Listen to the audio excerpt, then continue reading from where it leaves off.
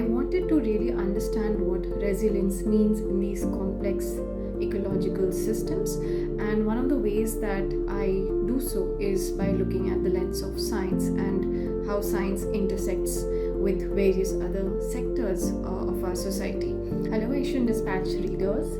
I'm Sahana Ghosh. I'm a science and environmental journalist based out of India, and I'm here to talk about my story on this lab on a boat facility in the Indian Sundarbans that's been measuring the rhythms of the Bay of Bengal Delta. So in this case, I wanted to really understand and investigate the truth behind these complex signals that are there in the Indian Sundarbans, and how are these signals getting interpreted by scientists, and how I could turn that into a potential story. So for that, I did a lot of data analysis initially, and I found out that there were a few published research papers and data based on the critical information that this lab on a boat has been collecting for 16 years.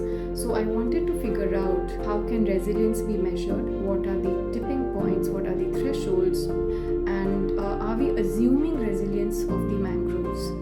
So in order to do that, I hopped onto a weather-beaten boat in the Indian Sundarbans, and I carefully really watched and saw on the sidelines of the boat how the researchers at IISA Kolkata were measuring resilience, and they did so by collecting a lot of water basically, and a lot of other parameters also were being examined, and then they came to the lab to do the lab analysis as well. And on top of that, what I also found interesting was that how difficult was it to run such a long-term ecological monitoring system. So that was one aspect of the story which really pulled me into it.